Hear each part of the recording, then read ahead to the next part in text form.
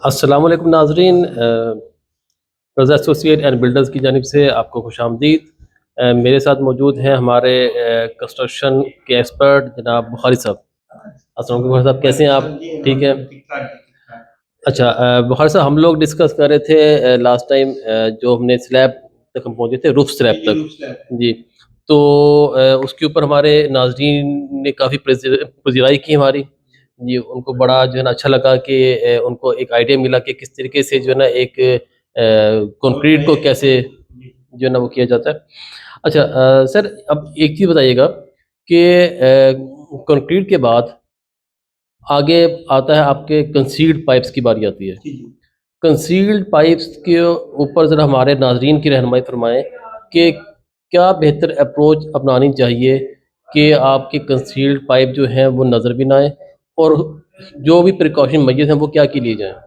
इसके ऊपर हमारे नाज़रीन की ज़रा आप रहनुमाई फरमाएँ। ठीक है जी। अस्सलाम वालेकुम।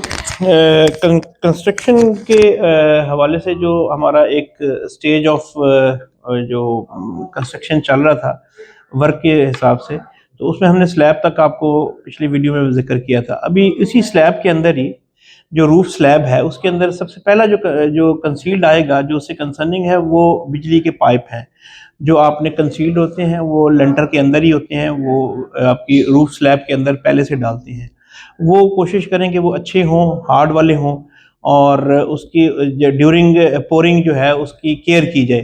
ख़ास तौर पे उसके ऊपर कोई प्रेशर ना आए, कोई ब्रेक ना हो जाए, जो बाद में बड़े मसाइल होते हैं। अच्छा, आज आपका स्पेसिफिकली जो क्वेश्चन जो मैं समझा हूँ वो ये था कि कंसील्ड, क्योंकि आगे जो है वो आप समझेंगे आपका एक स्ट्रक्चर जो है वो आपकी बिल्डिंग का खड़ा हो गया, उसके बाद आपने प्लास्टर से पहले जो कंसील्ड जो जो काम है उससे रिलेटेड है, जैसे आपके रूफ के अंदर आपके बिजली के पाइप आ जाते हैं, और उसके बाद फिर पीपीआर होता है जो पानी के लिए होता है, और इसके बाद सीवरेज के पाइप होते हैं, वो भी आपने इसी दौरान ही डालने होते हैं। और इसी के साथ इसका लिंकअप होता है आगे। अगर ये क्लियर होंगे तो ये कंडीशनल होता है कि ये कंसील्ड पाइप होंगे तो आपका प्लास्टर वर्क शुरू होगा, तो प्लास्टर के बाद उसका वर्क नहीं होता। अच्छा, इसमें अब छत के जो है वो तो पाइप मैंने आपको बता दिए हैं कि वो हार्ड आप पाइप डालते हैं। पीपीआर में ये है कि आप ब्रांडेड अच्छी क्वालिटी का हो पीपीआर पाइप जो है वो आप मेक श्योर करें कि वो फूड ग्रेडेड मटेरियल इस्तेमाल हो, उसमें उसकी लाइफ और वारंटी अच्छी हो। अच्छा, जो आपको मौके पे एग्जीक्यूट कर रहे हैं, जो आपकी लेबर है, जो प्लम्बर है, ख़ास तौर पे मैं अभी उसका ज़िक्र कर रहा हूँ पीपीआर का, जो जहाँ से पानी की सप्लाई सारी आगे चलेगी, उसके लिए ये है कि उसकी इंस्टॉलेशन मौके पे प्लम्बिंग वर्क बहुत एक्सपर्ट होना चाहिए, और बहुत सबसे ज़्यादा जो केयर मैं समझता हूँ, बहुत सारी चीज़ों में अगर कहीं कोई एरर रह भी जाए तो उसका कोई मुतबादल निकल आता है, लेकिन ये जो कंसील्ड काम होते हैं इसका मुतबादल बहुत मुश्किल होता है। अगर आप हो भी तो वो आप क्वालिटी को मेंटेन नहीं कर सकते, बड़े इश्यूज खड़े होते हैं। खास तौर पे आप प्लम्बर को आप मेक श्योर करें और बड़ा क्लोजली उसको ऑब्जर्व करें, उसको चेक करें कि उसके जॉइंट प्रॉपर लगा रहा हो, और एक ही कोशिश करें, बल्कि 100% उसको मेक श्योर करें कि वो एक ही कंपनी का एक्सेसरीज भी उसी कंपनी की इस्तेमाल हो, लाइक एल्बो हो गई, टी हो गई, प्लग हो गए, पाइप जिसको लेंथ बोलते हैं, वो एक ही कंपनी के हो। कॉकटेल की तरह कोई इस कंपनी का उसका, क्योंकि वो फिटिंग के दौरान हर एक का अपना एक वो मटेरियल का होता है, लेवल होता है, तो वो उस हिसाब से वो यहाँ प्रॉब्लम लोग कर जाते हैं। और हीट का जो जो जॉइंट करने का इसका जो आजकल मेथड है उसको खास तौर पे मॉनिटर करें, और ख़ुद भी उसमें इन्वॉल्व हों, और ख़ास तौर पे उसको इस मेक श्योर करें कि उसके जॉइंट प्रॉपरली वो जॉइंट करें। अच्छा, इसी सर, तरह यहाँ से पे आपने बात की जॉइंट्स की ना, तो हम कैसे वेरीफाई कर सकते हैं कि जो हमारे प्लम्बर ने जो जॉइंट बनाए हैं पानी के पाइपों के, वो ठीक है, उसमें कोई लीकेज नहीं है? उसको कैसे हम वेरीफाई कर सकते हैं, या कैसे इंश्योर कर सकते होता हैं? है प्रेशर पंप लगाते हैं वो, आजकल मैनुअली प्रेशर पंप भी होते हैं, और अच्छी कंपनी का भी प्रेशर पंप लगा के उसको बकायदा उस प्रेशर को, जो अगर वो देखते हैं उसके ऊपर वो जो डायामीटर उसके ऊपर लगा होता है प्रेशर पंप का, उसको हम बकायदा मॉनिटर करते हैं, और उसको मेक श्योर करते हैं कि ये इसका प्रेशर उसका रिड्यूस तो नहीं हुआ, तो प्रेशर पंप लगा के चेक करते हैं। उसके अलावा जो बेहतर तरीका ये है कि एक तो प्रेशर पंप के साथ 100% उसको मेक श्योर करें कि वो प्रेशर पंप लगा के चेक करें। कहीं लीकेज होगी तो आपको 90% जो है वो वहीं पे आप फॉल्ट पकड़ लेंगे।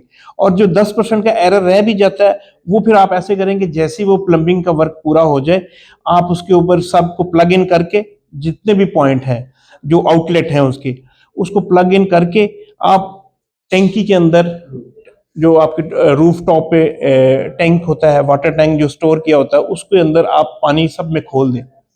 ये मैनुअल तरीका है। पुराने ज़माने में ये सबसे बेहतर तरीका इस पे वर्क होता था। और वो आप उससे भी आपको पता चल जाएगा कि अगर आप इसको पानी का प्रेशर होता है, फिर वो आप उसको जब आपका प्लास्टर वर्क शुरू हो जाता है, मिसाल के तौर पे 2-3 महीने प्लास्टर वर्क में भी लगते हैं, फिर प्रेशर पंप भी आपने लगाया होता है और ऊपर से आपने पानी भी छोड़ दिया है उसमें, तो उसमें भी अगर कहीं कोई रह जाए तो 10% भी कहीं कमी बेशी हुई तो वो आपका जो पानी आपने और टैंक के थ्रू उसके अंदर पाइप के अंदर छोड़ा हुआ, तो उससे भी सीपेज और लीकेज का पता चल जाता है। इसी तरीके से आपने सीवरेज क्या है, सीवरेज की ऐसा इस तरह प्रेशर पंप उस पर नहीं लगता, लेकिन यह है कि उसके सीवरेज में जो सबसे ज्यादा चीज देखने वाली होती है वो ग्रेविटी देखने वाली होती है, कि उसका लेवल जो है वो जीरो कहाँ से किया है और किस पॉइंट को जीरो ले रहा है, और ग्रेविटी के हिसाब से उसका स्लोप प्रॉपर दे। अगर मिसाल के तौर पे जो आपका प्लम्बर है उसको इतना आइडिया हो, या आप उसको खुद उसको समझाते हैं, आपका इंजीनियर उसको समझाता है कि वो जना उसका अगर कनाल का है तो उसके जो बैक साइड हाइटेड एरिया है आपने 8 इंच रखना है और आगे 0 करना है, या 1 फुट का उसके ऊपर बैक से उसका लेवल चलेगा और ग्रेजुअली वो डाउन होगा। ग्रेविटी का ख्याल रखना है। और इसमें ये सबसे ज्यादा मेन चीज यही देखने वाली होती है। कंसील्ड में तो यही काम होता है। इसके अलावा अगर उसमें है तो वो एसी के हवाले से अगर आपको उसका है तो वो आप उसका भी हो सकता है। अच्छा बुखारी साहब, एक और चीज़ बताइएगा कि हम देखने में आता है कि हम घर बना लेते हैं और उसके बाद हमने एसी वगैरह लगाने होते हैं, और एसी लगाने के लिए फिर हम दोबारा से जो है ना वो डक्टिंग उसकी कर रहे होते हैं, ड्रिल कर रहे होते हैं पाइप डालने के लिए। तो इसका कोई कंसील्ड कोई सोल्यूशन है इसका एसी के पाइपों का? 99% जो है वो कंसील्ड एसी ही लग रहे हैं। नई कंस्ट्रक्शन जितनी है वो सारे एसी जो है कंसील्ड लग रहे हैं, और कंसील्ड एसी के साथ ही आपका वो डक्टिंग वगैरह में वो कंसील्ड कर देते हैं। उसमें आपके लिए उसमें कोई ऐसा इशू नहीं है।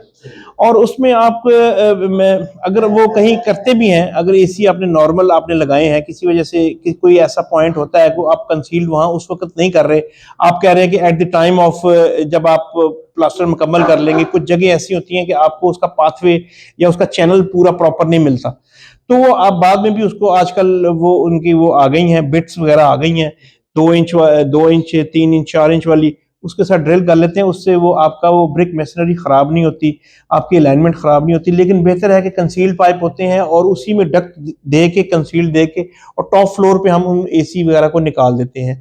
तो मुनासिब तो ये है कि वो सारी चीजें अगर पहले से कर लेंगे, उसकी ड्रेनेज प्रॉपर चेक करें जो उसकी ड्रेन होगी एसी की, ताकि फ्यूचर में आपके लिए ये सीपीज सबसे बड़ा, असल में घर में जो सबसे बड़ी मसला होता है वो सीपीज का होता है।